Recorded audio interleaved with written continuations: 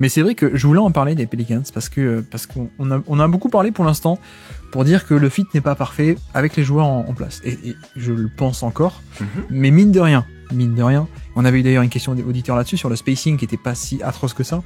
Mais mine de rien, malgré tout ce qu'on peut dire sur les joueurs qui ne fitent pas extrêmement bien entre eux, eh ben on a quand même affaire à une très bonne attaque NBA en fait.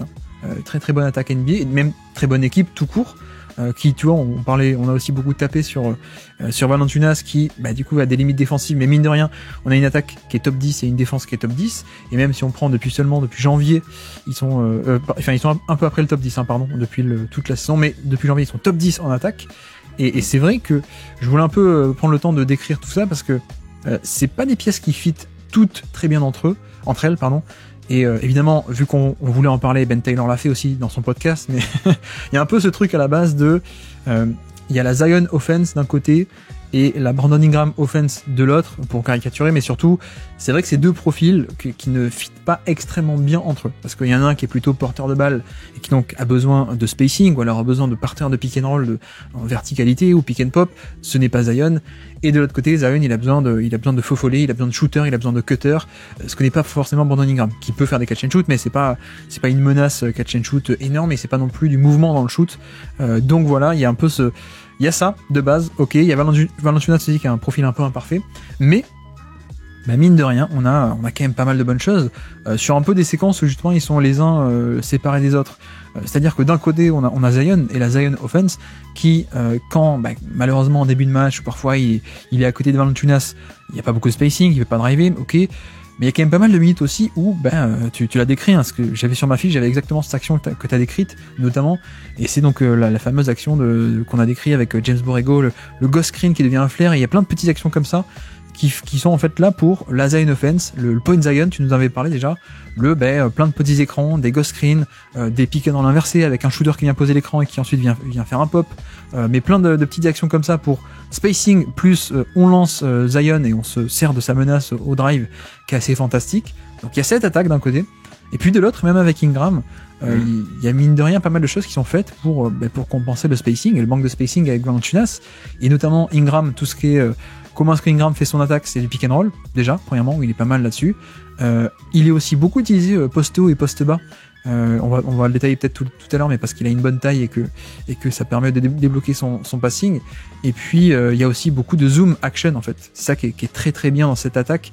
C'est que, donc, qu'est-ce qu'on appelle une zoom action? C'est un écran plus un pick and roll. Donc en fait, c'est comme un jeu de main à main, un dribble and off, mais avant ça, il y a un premier écran. Donc en gros, deux écrans, et dans le deuxième écran, le mec a le ballon et il donne le ballon au mec qui remonte. Et je trouve que c'est une très bonne manière de compenser un peu le manque de spacing de Valanciunas, notamment en l'utilisant sur le fameux dribble and off. On lui donne le ballon à 3 points, et donc il est en tête de raquette ou il est à 3 points, et c'est lui qui fait la zoom action pour Ingram. Et ce qui fait que il a pas de shoot, il a pas de verticalité, mais à partir de ces zoom action, en fait, tu l'éloignes du panier, donc t'éloignes aussi son défenseur, ça crée de l'espace à l'intérieur, et puis ça met de la pression sur la défense qui, en sortie de ces écrans, se pose la question de comment je dois défendre sur Ingram, et du coup ça laisse aussi parfois le roll ROLL au panier pour Valanciunas justement.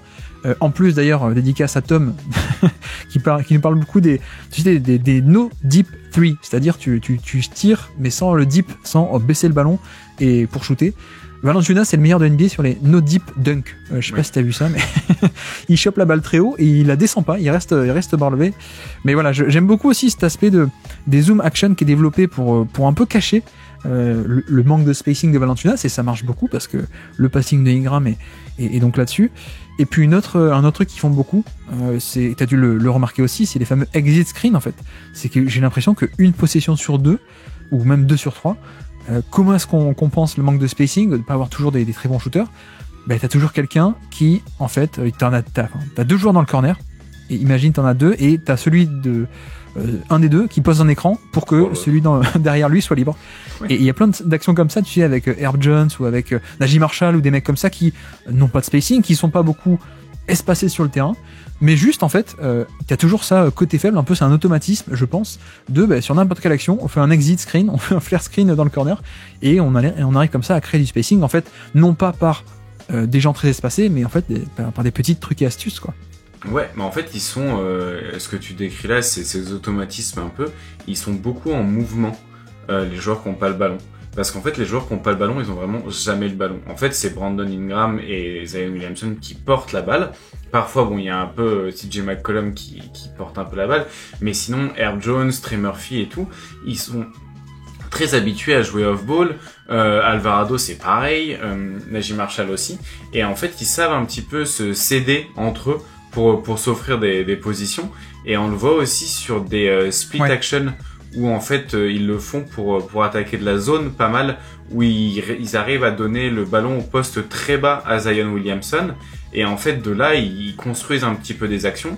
Parce que du coup, quand Zion Williamson est au poste bas, la défense se contracte énormément parce qu'en fait t'as pas un mec sur terre qui peut tenir Zion Williamson au poste bas, et du coup si tu mets un mec à une passe de lui qui est une menace aussi, et bah de l'autre côté du terrain ils sont souvent deux pour défendre sur 3 mecs, et du coup bah ça rend beaucoup la chose beaucoup plus compliquée.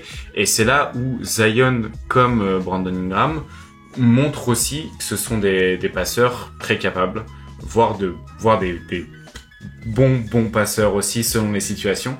Et je pense que c'est ça. Et je pense qu'il y a un truc qui est ouf, c'est qu'en plus de ça, des joueurs qui savent très bien tirer et jouer sans ballon, ils en ont 2 qui font presque plus jouer, sont Matt Ryan et Jordan Hawkins, qui font pas jouer pour des problèmes défensifs, parce que eux, contrairement à Naji Marshall et Herbert Jones ou Murphy, même Alvarado, ils apportent pas en défense, et même ils deviennent un petit peu une cible. En tout cas, c'est un peu un problème dans le rouage défensif. Et en fait, il faut vraiment comprendre que cette équipe défensivement, c'est un peu de brick et de broc, mais ça fonctionne parce qu'il y a plein de mecs qui savent faire un peu tout et qui concèdent peu de décalage, alors que Jordan Hawkins et Matt Ryan en concèdent beaucoup, malheureusement. Mais eux, c'est aussi 2 joueurs qui, potentiellement, surtout Jordan Hawkins, s'il arrive un petit peu à combler ses problèmes défensifs, peuvent être des vraies menaces, parce que c'est des joueurs qui sont très très bons au catch and shoot, qui ont besoin de peu de ballons et qui sont super efficaces au shoot making, quoi. Du coup, plein de bonnes choses au final à dire sur ces Pelicans. Je suis content qu'on ait pris le temps. Oui, puis on n'a même pas parlé de CJ McCollum aussi, dans les configurations, notamment avec Zion, qui est un très bon partenaire là-dessus. Et qui fait d'ailleurs une plutôt bonne saison, McCollum, après une saison décevante l'an dernier, notamment l'efficacité, etc. Là, je le trouve très bon, et même au niveau du passing, où il avait jamais été un grand passeur, je trouve que ça se développe aussi, son playmaking, ce qui est un peu normal avec l'âge que ça vienne petit à petit. Mais ouais, en effet, on a cette belle attaque des Pelicans, mine de rien, tu vois, avec 2-3 pièces un peu qui ne fit pas parfaitement entre elles, mais du bon coaching, ça aide, quoi. Ça aide, et je trouve que c'est une des équipes les mieux coachées de NBA actuellement. Et bon, voilà, moi je sais que j'embête tout le monde toujours depuis des années avec James Borrego, mais tu sais, moi le fameux Lakers Clippers avant le Covid, tu sais, où tout le monde était regardé, c'était le match de l'année et tout ça. Moi j'étais en train de regarder un Charlotte Milwaukee que j'ai encore en tête, qui était un des meilleurs matchs que j'ai jamais vu, mais Borrego en termes de tactique, c'est fabuleux, quoi. C'est un des meilleurs esprits offensifs, je trouve, de NBA, et je pense qu'il fait du bien. D'ailleurs, je crois qu'on avait parlé en début de saison des Pelicans et de l'aspect Borrego. Ouais. Donc effectivement, ça se concrétise, c'est très bien. Et puis pour l'attaque, on a décrit. Merci d'avoir écouté cet extrait. S'il vous a plu, l'émission complète est disponible en description, et on se donne rendez-vous sur le feed principal du Basket Lab pour l'intégralité des podcasts. À bientôt.